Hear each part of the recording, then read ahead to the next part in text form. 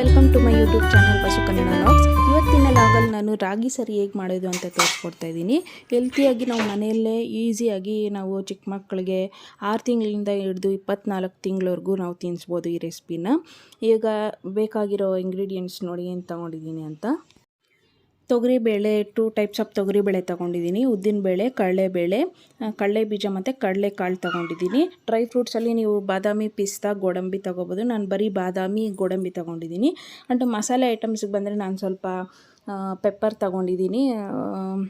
ಸೋಂಪು ಬೇಕು ಅಂದರೆ ನೀವು ಆ್ಯಡ್ ಮಾಡ್ಕೋಬೋದು, ಜೀರ್ಣ ಚೆನ್ನಾಗಾಗುತ್ತೆ. ಮತ್ತು ಜೀರಿಗೆ, ಮೆಂತ್ಯ ಬೇಕಂದ್ರೂ ನೀವು ಆ್ಯಡ್ ಮಾಡ್ಕೋಬೋದು, ಆಪ್ಷನಲ್ ಅದು. ಆ್ಯಂಡ್ ರಾಗಿ ಬಂದು 1 kg ತೊಗೊಂಡಿದ್ದೀನಿ. ಅಕ್ಕಿ ಬಂದು ಸೇಮ್ ಕ್ವಾಂಟಿಟಿ 1 kg ತೊಗೊಂಡಿದ್ದೀನಿ. ಅಷ್ಟೇ ಫ್ರೆಂಡ್ಸ್ ಇದಕ್ಕೆ ಬೇಕಾಗಿರೋ ಇಂಗ್ರೀಡಿಯೆಂಟ್ಸು. ಈಗ ಪ್ಯಾನ್ ಇಕ್ಕೊಂಡು ಸ್ಟವ್ ಆನ್ ಮಾಡಿ ಪ್ಯಾನ್ ಇಕ್ಕೊಳ್ಳಿ. ಸ್ವಲ್ಪ ಒಂದು 200 ಗ್ರಾಮ್ ಅಷ್ಟು ಹಾಕ್ಕೊಂಡು ನೀವು ಬೇಯಿಸ್ಕೋಬೇಕು. ಯಾಕೆಂದರೆ ಎಲ್ಲ ಒಂದೇ ಸರಿ ಹಾಕ್ಬಿಟ್ರೆ ಅದು ಬೇಯೋದಿಲ್ಲ, ಒಳಗಡೆ ಎಲ್ಲ ಹಸಿಯಾಗಿರುತ್ತೆ. ಆ್ಯಂಡ್ ಹುಳನೂ ಬಿದ್ದುಬಿಡುತ್ತೆ ಬೇಗನೆ. ಸೊ ಸ್ವಲ್ಪ ಕ್ವಾಂಟಿಟಿ ತೊಗೊಂಡು ಬೇಯಿಸ್ಕೋಬೇಕು. ಮೀಡಿಯಮ್ ಫ್ಲೇಮಲ್ಲಿ ಇಡಬೇಡಿ, ಒಂದು ಸ್ವಲ್ಪ ಹೈಯಲ್ಲೇ ಇಟ್ಕೊಳ್ಳಿ, ಏನು ಪರವಾಗಿಲ್ಲ. ಬರೀ ತೀರಾ ಚಿಕ್ಕ ಮಕ್ಕಳಿಗಾದರೆ ಸ್ವಲ್ಪ ಲೋ ಫ್ಲೇಮಲ್ಲಿ ಇಟ್ಕೊಂಡು ಬೇಯಿಸಬೇಕಾಗುತ್ತೆ. ಒಂದು 2 ಮಿನಿಟ್ಸ್ ಬೇಯಿಸಿದರೆ ಇದು ಸಾಕು. ಸ್ವಲ್ಪ ಬೆಚ್ಚಗಾಗಿ ಸ್ವಲ್ಪ ಅದ್ರ ಫ್ಲೇವರ್ ಸ್ಮೆಲ್ ಬಂದರೆ ಸಾಕು, ಆವಾಗ ಇಳಿಸ್ಕೊಂಡ್ರೆ ಆಗುತ್ತೆ. ಈಗ ಎಲ್ಲನೂ ಅದೇ ಥರ ನಾನು ಮೀಡಿಯಮ್ ಫ್ಲೇಮಲ್ಲೇ ಇಟ್ಕೊಂಡು ರೋಸ್ಟ್ ಮಾಡ್ಕೊತಾ ಇದ್ದೀನಿ ಎಲ್ಲನೂ. ಆ್ಯಂಡ್ ನಿಮ್ಗೆ ಖಾರಕ್ಕೆ ಬೇಕು ಅಂದರೆ ನೀವು ಒಣಮೆಣ್ಸಿನ್ಕಾಯಿ ಒಂದು 2-3 ಹಾಕ್ಕೋಬೋದು. ನಾನಿಲ್ಲಿ ಒಣಮೆಣ್ಸಿನ್ಕಾಯಿ ಒಂದು 2-3 ಹಾಕ್ಕೊಂಡಿದ್ದೀನಿ. ಯಾಕೆಂದರೆ ನಾನು ಯಾವತ್ತೂ ಹಾಕಿಲ್ಲ, ಈ ಸರಿ ಅವ್ರಿಗೂ ಸ್ವಲ್ಪ ಟೇಸ್ಟ್ ಸಿಗಲಿ ಅಂತ ನಾನು ಒಣಮೆಣ್ಸಿನ್ಕಾಯಿ ಒಂದು 2-3 ಹಾಕಿದ್ದೀನಿ. ಗುಂಟೂರು ಮೆಣ್ಸಿನ್ಕಾಯಿ ಹಾಕಿದ್ದೀನಿ ನಾನು. ಇದೇ ಥರ ಎಲ್ಲ ಲೋ ಫ್ಲೇಮಲ್ಲಿ ಇಟ್ಕೊಂಡು ರೋಸ್ಟ್ ಮಾಡ್ಕೊಳ್ಳಿ. ಹೈ ಫ್ಲೇಮಲ್ಲಿ ಇಕ್ಕರೆ ಸೀದೋಗಿಬಿಡುತ್ತೆ, ಅದು ಟೇಸ್ಟೇ ಚೇಂಜ್ ಆಗಿಬಿಡುತ್ತೆ.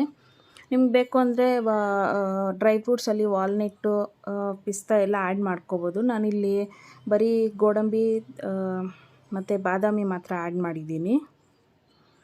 ಟೋಟಲ್ ಎಲ್ಲ ಇಂಗ್ರೀಡಿಯೆಂಟ್ಸು ಸೇರಿ ನಾನು 15 ಇಂಗ್ರೀಡಿಯೆಂಟ್ಸ್ ಏನೋ ಆ್ಯಡ್ ಮಾಡಿದ್ದೀನಿ ಇದರಲ್ಲಿ. ಎಲ್ಲ ಪೆಪ್ಪರು, ಜೀರಿಗೆ, ಸೋಂಪು ಎಲ್ಲ ಸೇರಿಸ್ಕೊಂಡು 15 ಇಂಗ್ರೀಡಿಯೆಂಟ್ಸ್ ಆ್ಯಡ್ ಮಾಡಿದ್ದೀನಿ.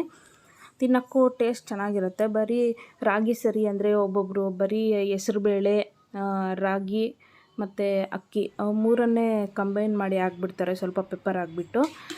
ಅದೇನು ಚೆನ್ನಾಗಿರಲ್ಲ. ಈ ಥರ ಎಲ್ಲ ಬೇಳೆಗಳು ಮಿಕ್ಸ್ ಮಾಡಿ ಹಾಕಿದ್ರೆ ಸರಿನೂ ಮಕ್ಕಳು ಚೆನ್ನಾಗಿ ತಿಂತಾರೆ, ಟೇಸ್ಟು ಚೆನ್ನಾಗಿರುತ್ತೆ.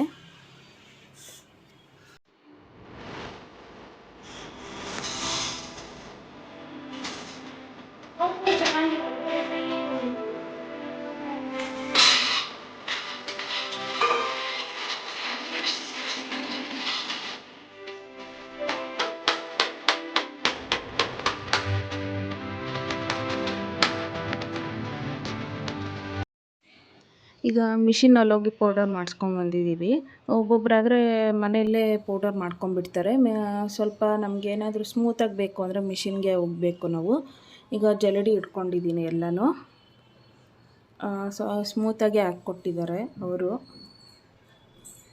ಈಗ ಹೇಗೆ ಮಾಡೋದು ಅಂತ ನಾನು ತೋರಿಸ್ತೀನಿ. ಒಂದು 2 ಟೇಬಲ್ ಸ್ಪೂನಷ್ಟು ಉಲ್ಟು ಹಾಕ್ಕೊತಾ ಇದ್ದೀನಿ ನಾನು.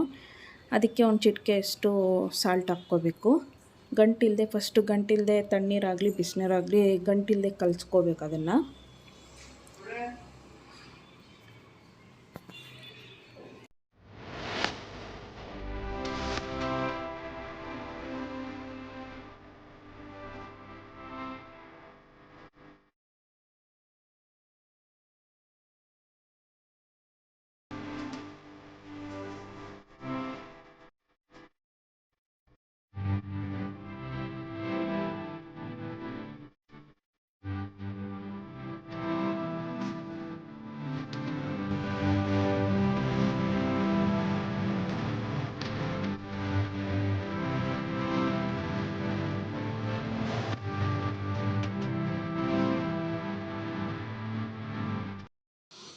ಹಾಗೆ ಒಂದು 5 to 7 ಮಿನಿಟ್ಸ್ ಹಾಗೆ ಕೈ ಆಡಿಸ್ತಾನೆ ಇರಬೇಕು, ಇಲ್ಲಾಂದರೆ ಗಂಟು ಕಟ್ಟಿಬಿಡುತ್ತೆ.